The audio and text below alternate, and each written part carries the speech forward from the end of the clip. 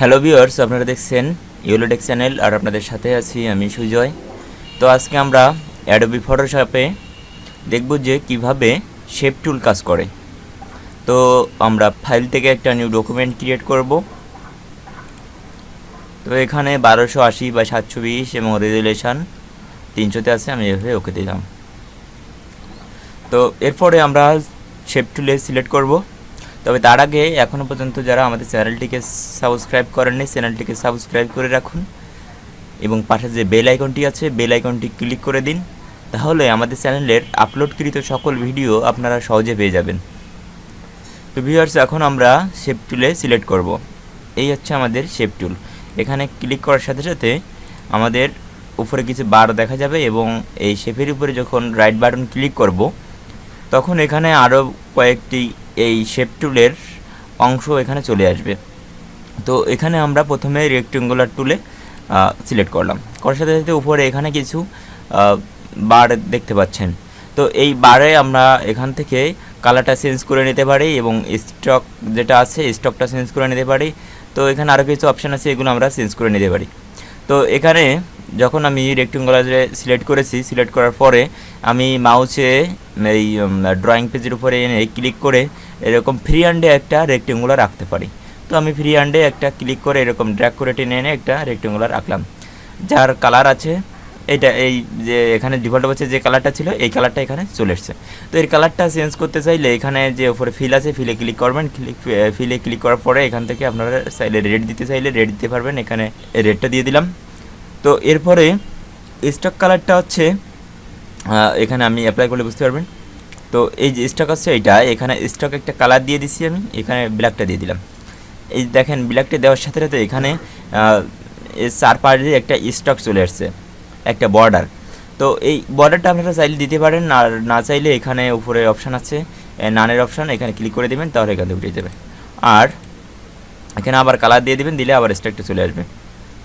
আর এখানে আরেকটা অপশান আছে এখানে 3 এখানে আপনারা চাইলে এটা বাড়িয়ে নিতে পারবেন। যদি এখানে আরেকটু বাড়িয়ে দিন তাহলে এটা আরেকটু প্রশস্ত বেড়ে যাবে, আর যদি এখান থেকে আরেকটু ছোটো করে দেন তাহলে এটা কমে যাবে। এই যে, তো এইটা হলো স্টক এবং যে ফিল, এই দুইটা। উপরে এটাকে ফিল বলে এবং সাইডে যেটা আছে এটাকে স্টক বলে। তো এই দুটার কালার আপনারা চেঞ্জ করতে পারবেন। আর এখান থেকে ম্যানুয়ালি আপনারা যে রেক্টেঙ্গুলারটা নেবেন সেই রেক্টেঙ্গুলারের সাইজটা এখান থেকে চেঞ্জ করতে পারবেন। আর এছাড়া এখানে রেক্টেঙ্গুলারে শেপে এখানে সিলেক্ট করে আপনারা যদি মাউস এই ড্রয়িং পেজের উপরে এনে ফাঁকা জায়গায় একটা ক্লিক করেন তাহলে দেখতে পাবেন এরকম একটা পেজ। তো এই পেজের উপরে এখানে আপনারা এটা চেঞ্জ করে দিতে পারবেন। এখানে আগেই এটা নির্দেশনা দিয়েই একটা রেক্টেঙ্গুলার রাখতে পারবেন। তো আমি যদি এখানে 200 পিক্সেল দিয়ে দিই তাহলে দেখতে পাবেন এখানে একটা 200 পিক্সেলের রেক্টেঙ্গুলার আমরা পাবো। এখানে ওয়াইড যেটা ওয়াইডটা 200 দিলাম এবং হাইটটা 200 দিব, দিয়ে এন্টার দিলাম। তাহলে দেখেন এখানে আমি বর্গক্ষেত্রের মতো একটা রেক্টেঙ্গুলার পেয়েছি। এগুলোর কালার আপনারা এখানে ফিল আর স্টক এই দুটার এখান থেকে কালারটা চেঞ্জ করে নিতে পারবেন। আর না চাইলে এখানে গ্রেডিয়েন্ট দিতে চাইলেও গ্রেডিয়েন্টের অপশানও আছে, তো এটা আপনারা দিয়ে দিতে পারবেন। তো এরপরে আমরা মাউসের রাইট বাটন ক্লিক করবো এই শেপ টুলের উপরে। তারপরে এখানে দেখতে পাবো পরবর্তী আছে রাউন্ডেড রেক্টেঙ্গুলার টুল। তো এখানে ক্লিক করে আমি আবার এখানে মাউসের ডিফল্ট অবস্থায় একটা ড্র্যাগ করতেছি। ড্র্যাগ করলে দেখেন এটাও একটা রেক্টেঙ্গুলার, কিন্তু এর যে কর্নারটা আছে কর্নারটা রাউন্ডেড, অর্থাৎ এর যে কর্নারটা একটু বাঁকানো বৃত্তের মতো। তো এটা আপনারা চাইলে রাউন্ডেডটা এখান থেকে চেঞ্জ করে নিতে পারেন।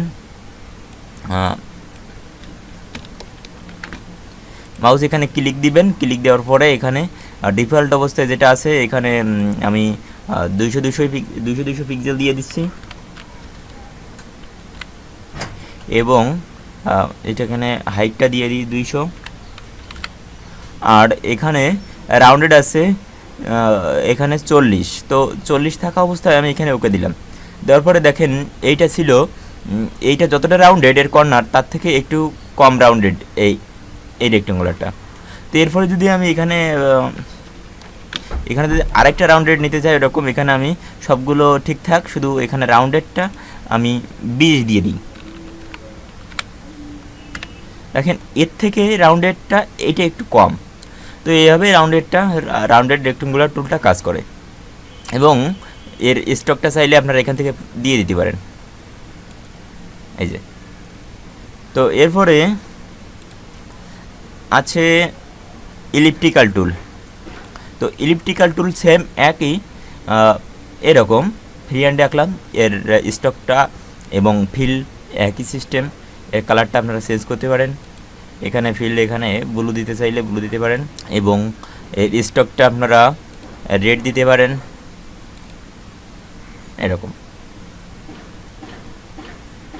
তো ভিউয়ার্স এরপরে শেপ টুলটা, এরপরে শেপ টুলটা হলো এখানে লাইন টুল।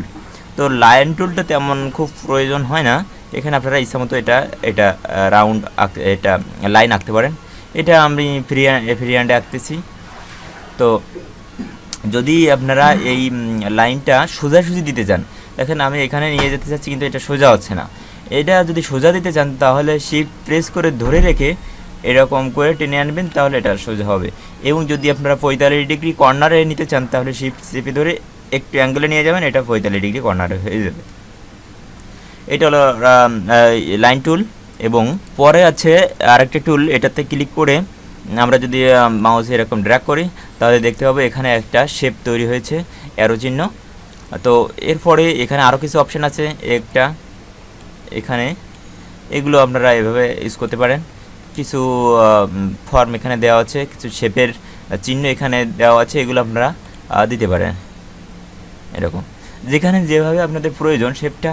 যেখানে ইলিপ্টিক্যালের শেপ প্রয়োজন সেখানে ইলিপ্টিক্যাল ড্রয়িং করে দিবেন, যেখানে রাউন্ডেড রেক্টেঙ্গুলার প্রয়োজন সেখানে রাউন্ডেড রেক্টেঙ্গুলার দিবেন, যেখানে যে কালার প্রয়োজন সেখানে সেই কালার দিবেন। তো এরপরে এখানে আরও কিছু অপশান আছে, এখানে শুধু এইগুলোই শেপ না, এখানে আমরা এই যে পাশে যে সেটিংসটা দেখতে পাচ্ছি, এই সেটিংসে যদি আমরা ক্লিক করার পরে এখানে দেখতে পাবো ওয়াল, আর আছে অ্যানিমাল, আর হচ্ছে এখানে আরও কিছু অপশান আছে ফিল্ম, ফ্রেমস।